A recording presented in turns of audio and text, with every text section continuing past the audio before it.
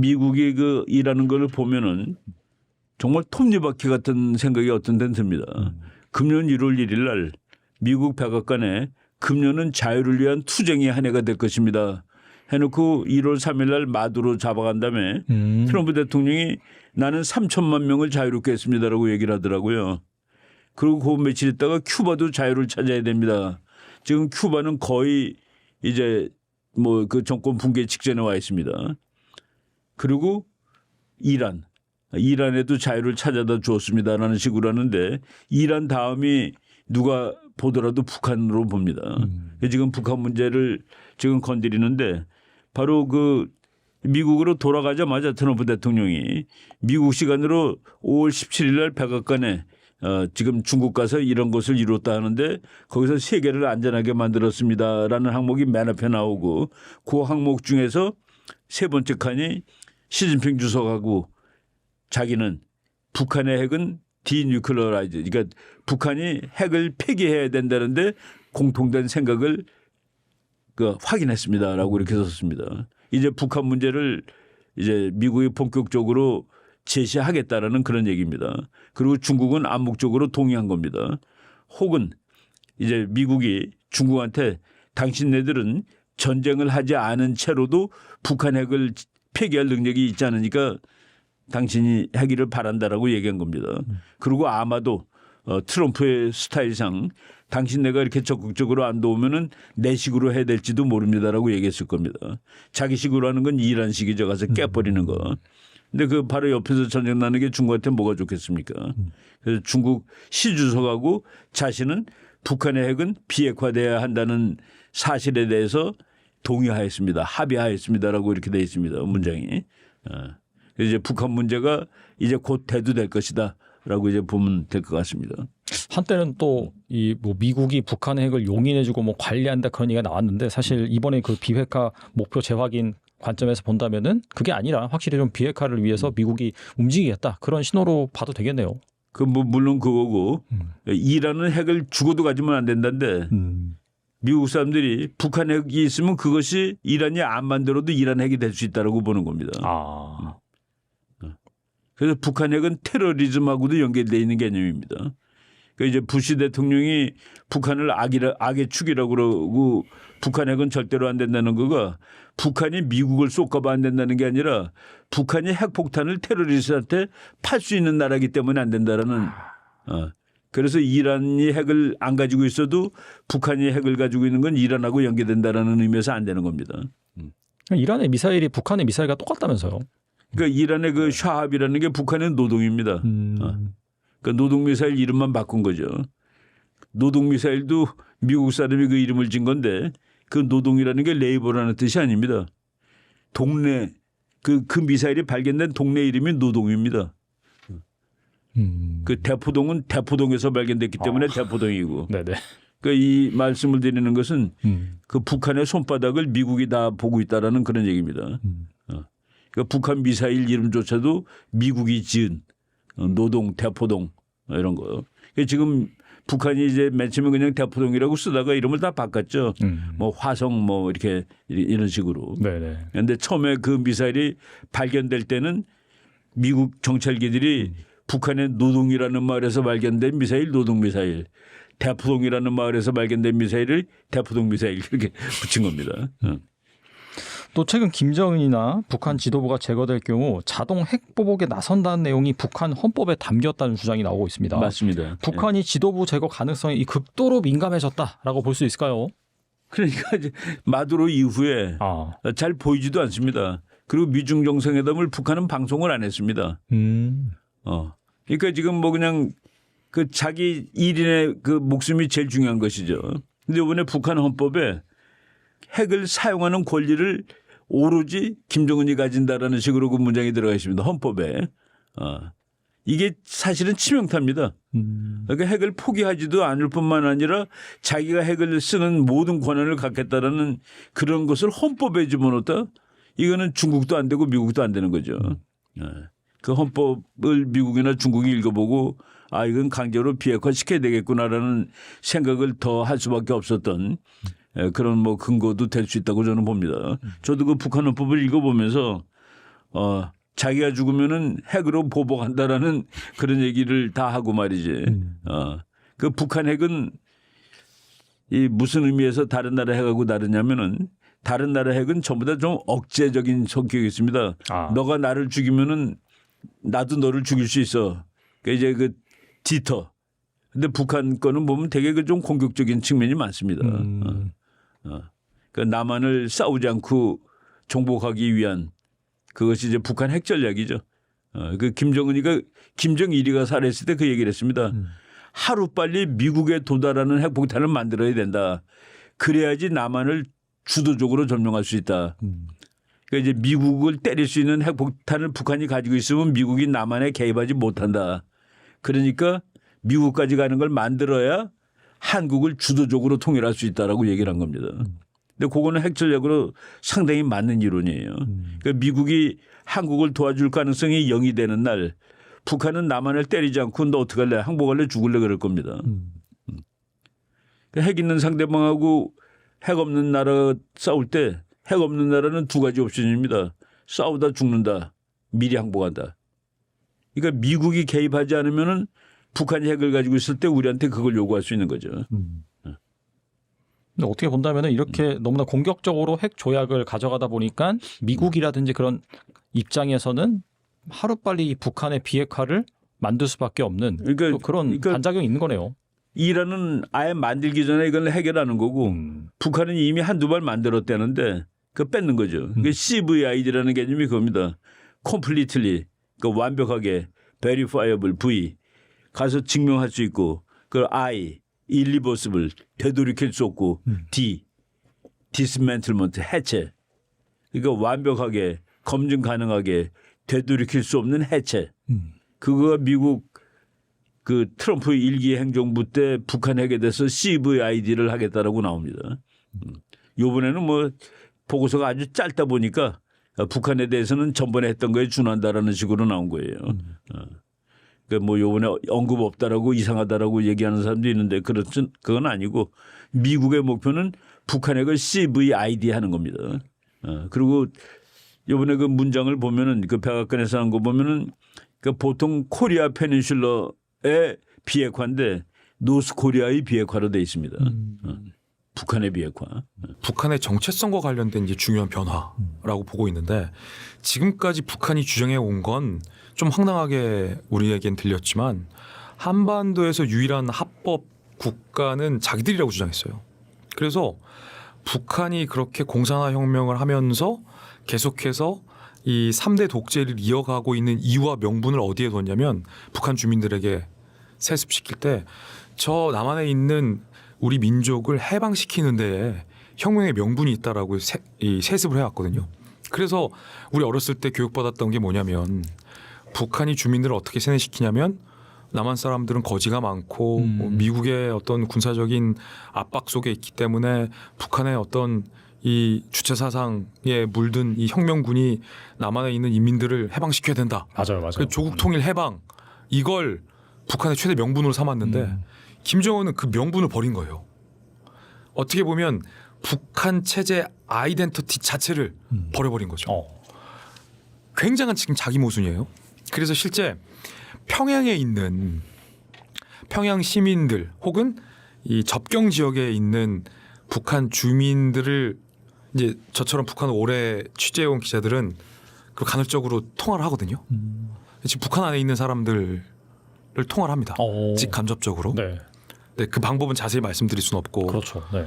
통화를 해보면 이 사람들이 지금 평양에 특히나 있는데 잘 배우고 그래도 좀 먹고 살만한 북한의 기득권들이 하는 말이 자기들끼리 모여서 김정은 정권을 비판하는데 아버지 할아버지 때에 이 북한 주민들을 억압하고 통제하고 굶게 만들면서 다그쳤던 그 명분과 정체성을 김정은이 버리면서까지 독재를 하는데 어떠한 설명이 안 된다는 거예요. 자기 모순에 지금 북한 사람들 빠져 있다라는 점을 김정은을 비판하면서 지적을 한다는 거거든요. 이건 실제 내용입니다. 그럼 김정은은 도대체 이러한 심각한 자기 모순을 감내하면서 왜 이러냐, 왜 통일이라는 명분을 버렸느냐라는 걸 봐야 되는데 그건 이제 북한의 우선순위가 민족보다 체제 생존에 완전히 급급해졌다. 이동을 했다라는 차원입니다. 통일이라는 게 과거에는 이 체제를 생존하는 데 도움이 됐지만 지금은 통일이라는 게 체제를 유지하는 데에 가장 치명적인 위협 요소가 되고 있기 때문인데 왜 그러냐면 이 대한민국의 문화 수준, 산업 수준이 북한이 감히 따라잡을 수 없을 정도로 너무 비약적으로 발전했기 때문입니다. 특히 이제 한류. 그렇죠. 예. 제가 직접 이제 취재한 최근 탈북자가 있어요. 작년에 탈북해온 분입니다. 북한 평양에 사셨고 이제 훨씬 저보다 젊은 요즘 말로 따지면 북한 MG. 아, 평양 MG가 이제 탈북을 했는데 제가 궁금해서 물어봤잖아요. 평양에 있을 때 그렇게 진짜 한국 영화와 드라마와 한국 케이팝을 많이 들어? 그러니까 오라바니 그거 없으면 하루도 못 버텼어요. 오, 이미 북한 평양의 어떤 기득권들은 이 한국의 문화와 방송 콘텐츠 아마 달란트투스 볼걸요? 많이 좀 봐주세요. 네. 이 젖어 있다는 거예요. 그러니까 북한 김정은 입장에서는 이 통일의 통을 외치는 순간 남한 사회를 동경하는 북한 주민들이 삽시간으로 늘어나면 이건 체제 유지가 안 된다고 본 거죠. 그게 체제 유지에 위협이 된다라고 인식을 하기 때문에 통일을 내다버린 거거든요. 김정은이 한국의 케이팝과 한국 영화 드라마 봤다고 10대들을 뭐 처형하거나 아니면 공개 처벌했다라는 뉴스들 많이 나오고 있잖아요. 최근에 이 북한을 탈북한 매우 고위급을 제가 직접 만나서 인터뷰를 했는데 이분은 정말 김정은, 김정일 일가 때부터 김정일, 김정은의 지근거리에 있었던 권력의 고위층이에요. 그분이 저에게 하는 말이 전 충격적이었어요. 기자님, 예, 김정은이 한국 방송 프로그램을 볼까요? 안 볼까요? 그래서 제가 당연히 보겠죠. 그 모니터도 하지 않겠습니까? 아니요. 모니터 말고 김정은이 진짜 좋아하는 한국 방송 프로그램이 있습니다. 이런 거. 김정은이 한국 프로그램을 좋아해요? 뭘 좋아해요? 뭘 것 같으세요? 전혀 감이 없어요. 한국인의 밥상. 그래요? 이분은 김정은의 최측근에 있었던 분이에요. 김정은이 한국인의 밥상을 좋아한다는 거예요. 먹는 걸 좋아해서 그런가? 너무 좀 단순한 생각인 것 같긴 한데. 그래서 실제 김정은이 한국인의 밥상을 보고 북한에는 그 보리굴비를 녹차에 밥을 말아서 먹는 음식 문화가 없답니다. 아, 그걸 김정은이 처음 본 거예요. 네네. 한국인의 밥상에서 최불암 선생님이 영광의 보리굴비를 녹차에 밥 말아서 먹는 모습을 보시고 저건 도대체 무슨 맛일까를 너무 궁금했다는 거예요. 그래서 실제 한국에 있는 보리굴비를 중국을 통해서 들어갔다는 거예요. 다음 날. 싫어합니다. 제가 직접 취재한 내용이에요. 네네. 김정은도 한국인의 밥상을 즐겨본다는 겁니다. 그러니까 평양 주민들은 더 보겠죠. 그렇겠네요. 그만큼 남한 사회에 대한 동경이 북한의 체제를 근본적으로 위협하는 위험 요소를 보고 있기 때문에 북한이 이번에 헌법까지 고쳐가면서 불필요한 북한 헌법에 영토 조항을 넣을 필요가 없거든요. 생각해 보면 그 뭐 대내외에 과시할 수 있는 것도 아니고 체제를 결속할 수 있는 것도 아니고. 근데 북한은 선언을 한 겁니다. 야 이제 저기랑 우리랑은 아예 다른 나라야. 저 남한 동경하지 마. 아예 다른 나라야. 국경이 있는 다른 나라야. 넘어갈 수 없는 나라야. 한민족 아니야. 라고 자꾸 이렇게 거리를 두는 거죠. 그리고 여기서 굉장히 중요한 인사이트가 있는데 북한은 그러면 그럴수록 앞으로 향후 체제를 유지할 수 있는 이 독재 체제를 유지할 수 있는 말도 안 되는 명분과 대체 정당성을 찾아야 되잖아요. 지금까지는 통일이었는데 네. 이게 없었으니까 이걸 핵으로 가져갈 겁니다. 체제의 명분은 핵이다. 핵 보유 생존국가, 핵 보유 자주국방 쪽으로 북한은 체제의 명분을 계속해서 핵에서 찾아갈 거다. 라는 예상은 사실 좀 섬뜩하죠. 그러네요, 진짜. 아무튼간에 최근 그 이란 최고 지도부가 초단기간에 제거되는 장면을 보면서 이 북한 내부 특히 해외 체류 간부, 노동자, 외교관들 사이에서는 이란 다음은 북한이 될 수 있다라는 위기감이 커지고 있다는 분석입니다. 이번 이란 사태가 이 북한 정권의 안정성과 엘리트층의 이 심리에 어떤 영향을 미칠까요? 북한 간부들이 충격받은 게 뭘까요?라고 얼마 전까지 북한 고위층에 있었던 평양 고위층, 탈북한 고위층에 제가 물어봤어요. 아마도 북한 내부의 이 권력자들이 충격받은 건 야 이란의 핵시설이 타격받았다, 폭격받았다, 벙커버스터다. 우리는 뉴스에서 이런 걸 주목했는데 네. 그런 것들이 아니라는 거예요. 아 그래요? 이란 지도부 제거의 속도. 여기에 북한 고위층들이 가장 큰 충격을 받았다고 합니다. 실제로. 아니 37년을 사실 북한보다 더 철권 통치를 해온 하메네이가 그 말은 37년 동안 아무도 감히 하메네이를 제거할 생각을 못했었던 그 존엄이 어떻게 보면 북한 김정은의 우상이잖아요. 하메네이는. 그렇죠. 신정국가에서 저렇게 되고 싶을 거 아닙니까. 하룻밤 만에 그렇게 일가 친척까지 지도부가 모두에 다 일거 제거된다고? 이란이 핵을 지녔는데 그 지도부가 하루아침에 숙청되고 제거되는 그 모습을 보면서 지금 북한의 고위급 지도부가 대충격에 빠졌다는 겁니다. 지금까지 북한도 흔한 착각이 있었습니다. 우리가 핵을 고도화하고 핵무기를 완성화해서 실전 배치하면 이제 우리는 안전하다. 아무도 우리를 못 건든다. 라는 자기 확신 신념이 있었는데 이란 사태를 보면서 그게 무너졌다는 거죠. 거기에 지금 거기에 지금 북한 고위급이 멘붕이 온 그런 상태로 볼 수 있는데 이스라엘이 AI와 위성과 드론과 정보전을 결합하면서 지도부의 위치, 숨겨진 행적이 실시간으로 추적된다라는 것을 보여줬잖아요. 북한 엘리트들이 느낀 공포는 야 핵이 있어도 우리 지도부는 안전하지 않다. 언제 우리도 젖짝 날 수 있다. 젖짝골 날 수 있다라는 두려움을 갖고 있거든요. 비단 야 이제 우리가 핵이 있으니까 이 핵의 보검으로 우리가 지하 벙커에 잘 숨어만 있으면 언제든지 반격할 수 있어. 그래서 핵 반격을 미국이 두려워하기 때문에 평양에 공습을 못할 거야. 라는 확신이 있었는데 이란 사태를 보면서 그 확신과 구상이 무너졌다는 겁니다. 그렇죠.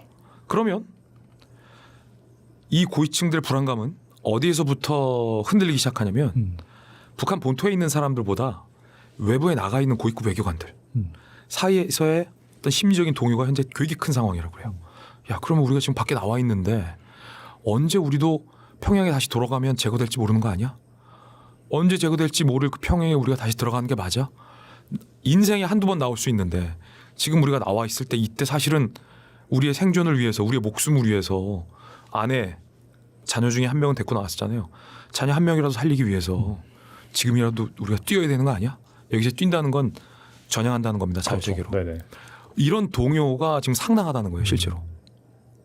그리고 나서 이 해외에서의 동요가 북한 본토 안에서의 동요로도 이어질 가능성이 크다라고 실제 많은 북한에서 탈북해온 고위급들은 그렇게 보고 있습니다.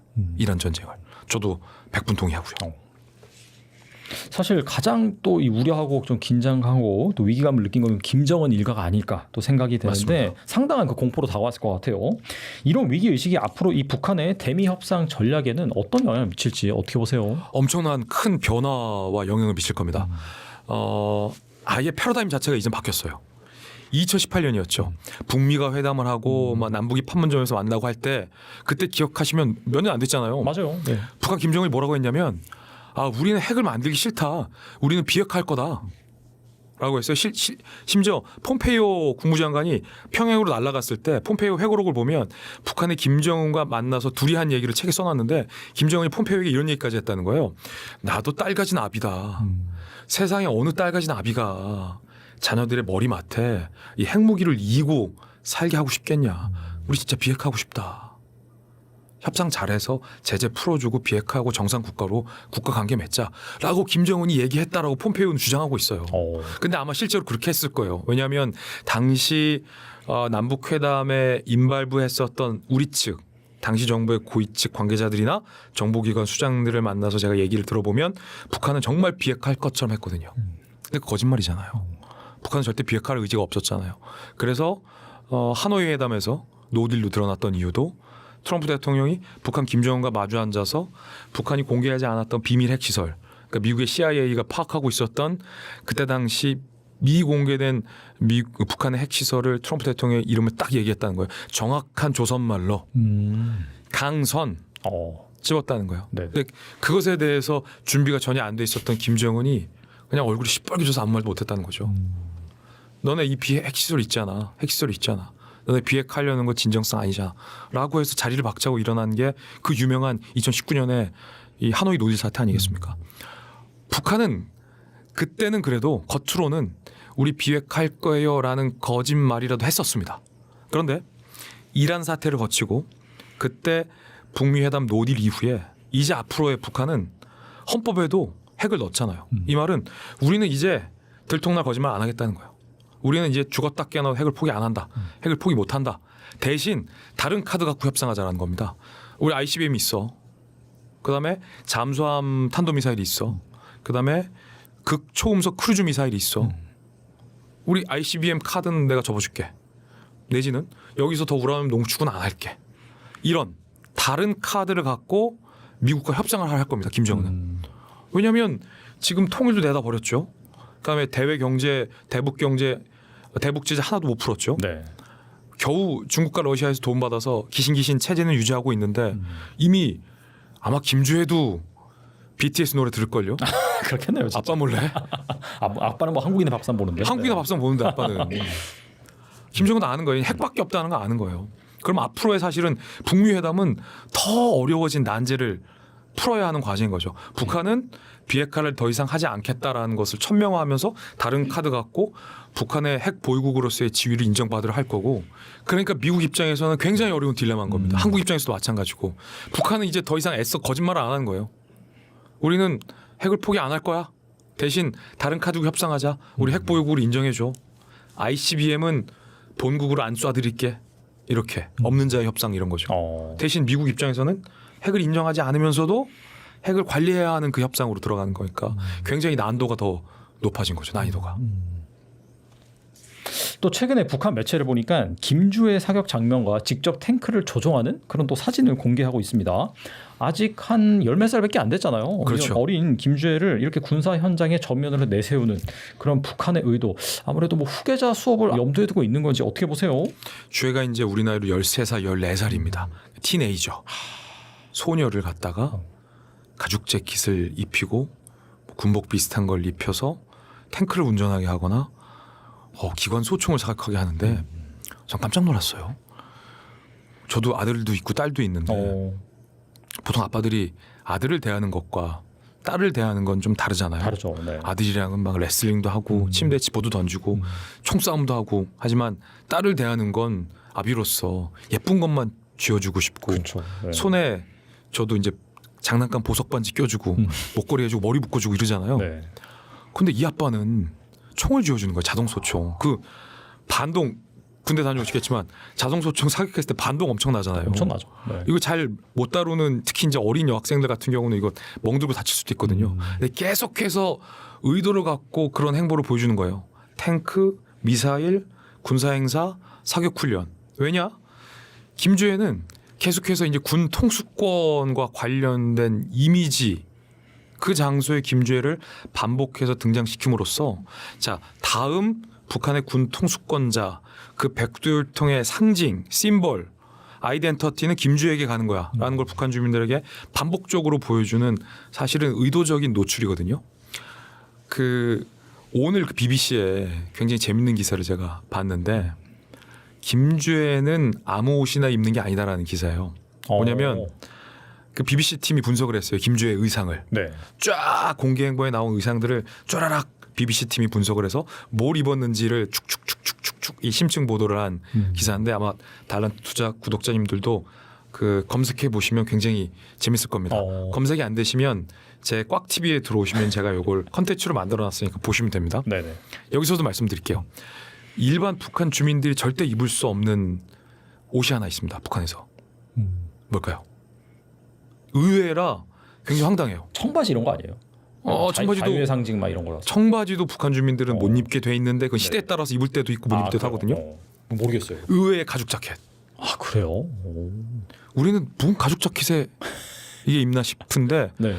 북한은 김정은과 가까운 백두혈통 내지는 김정은, 김정일이 직접 하사한 사람들 빼곤 가죽 재킷을 못 입게 돼 있습니다. 그래서 북한 장성들 중에서 가죽 자켓 입은 사람 찾아보면 없어요. 없어요, 진짜. 네. 네. 네. 근데 김주혜는 아빠랑 똑같은 가죽 재킷 입고 나오거든요. 김주혜, 김여정 아니면 김정은의 오른팔 왼팔 뭐 현송월이나 조영원 이런 사람들에게만 가죽 자켓을 하사했을 때 입고 있거든요. 그러니까 BBC의 분석도 마찬가지입니다. 김주혜의 의상 하나도 노동당의 선정부가 선정을 한다는 겁니다. 어떤 옷을 입을지. 일반 주민들이 입지 못하는 뭐 크리스찬 디올 재킷, 가죽 재킷 아니면 BBC가 되게 주목했던 게 이제 BBC도 시스루라고 하더라고요. 시스루 알았어요. 원피스. 네. 이게 사실은 북한에서 한번 조선중앙 매체에서 시스루를 질타하는 기사가 한번 나온 적이 있어요. 그래서 제가 보면서 야 이제 하다가 막 뭐 사람을 막 비난하다가 더 이상 비난할 게 없으니까 시스루도 비난하는구나. 남한 드라마 영화가 하도 북한에 유입되니까 국경지대에서 북한 여성들이 이 시스루 원피스나 시스루 옷을 중국에서 구해서 입고 다니는 게 북한에서 사회 문제가 됐던 적이 있었나 봐요. 그래서 김정은이 시스루는 자본주의의 이 사회주의를 좀먹는 아주 안 좋은 풍토다라고 막 신랄하게 시스루 의상 아니 좀 보이는 비치는 네네, 비치는 거. 네. 한국에서는 뭐 여성들 다 입고 다니잖아요. 그걸 이제 비난했었는데 김주애는 그 시스루를 입고 나왔다는 거예요. 그리고 BBC가 김주애의 내로남불에 대해서 막 분석을 하면서 그러는 이유가 뭐냐면 의도적으로 너희들은 못 입는데 김주애는 입어. 왜? 북한의 모든 규제와 헌법에 있어서의 예외적인 초월하는 존재가 있어. 그게 백두혈통이라는 거죠. 그런 어떤 상징 정치를 의상에서 그리고 김주애의 군사적 행복에서 북한은 계속 가져가려 한다라는 거죠.